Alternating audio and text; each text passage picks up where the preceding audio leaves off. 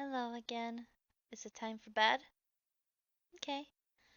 How about I read you another story? Tonight I'm going to read you Mrs. Fox's Wedding by Jacob and Wilhelm Grimm. This is the first tale. Once upon a time there was an old fox with 9 tails. He did not believe that his wife was faithful to him and wanted to put her to the test. He stretched himself out beneath the bench, did not move a limb, and pretended to be stone dead.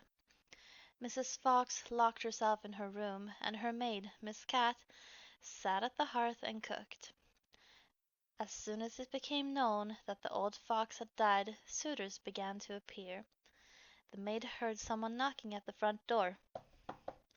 She opened it, and there stood a young fox, who said, "What are you doing, Miss Cat? Are you asleep, or are you awake?" She answered, "I am not asleep. I am awake. Do you want to know what I am doing? I am cooking warm beer with butter in it. Would you like to be my guest?" "No, thank you, miss," said the fox. "What is Mrs. Fox doing?" The maid answered, "She is sitting in her room, mourning and grieving. She has cried her eyes red, because old Mr. Fox is dead.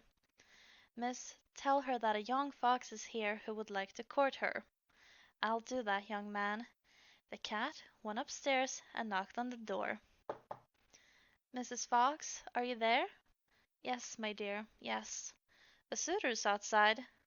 "What's he look like? Does he have 9 bushy tails like the late Mr. Fox?" "No," answered the cat, "but he has one." "Then I'll not have him." Miss Cat went downstairs and sent the suitor away. Soon afterwards there was another knock at the door.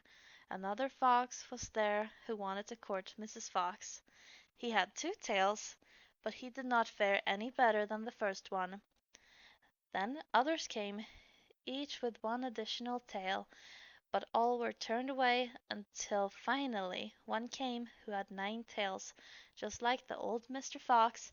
When the widow heard that, she spoke joyfully to the cat, "Open the door and throw out old Mr. Fox."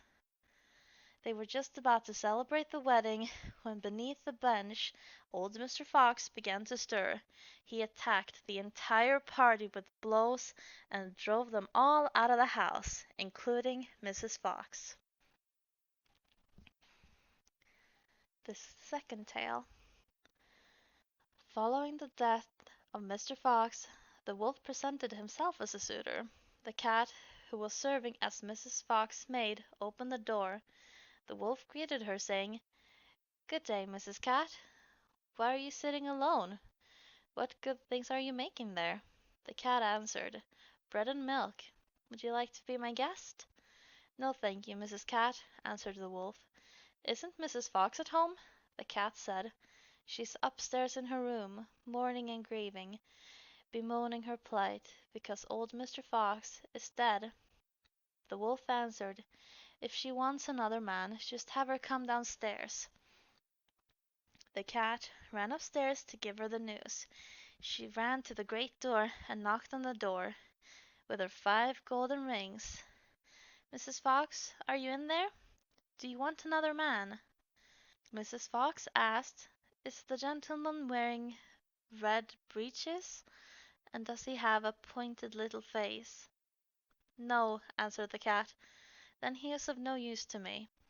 After the wolf had been sent away, there came a dog, a deer, a hare, a lion, and all other animals of the forest, one after another, but each one lacked one of the good qualities that old Mr. Fox had, and the cat had to send away each of the suitors away.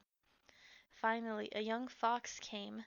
Mrs. Fox asked, "Is the gentleman wearing red breeches, and does he have a pointed little face?" "Yes," said the cat, "that he does."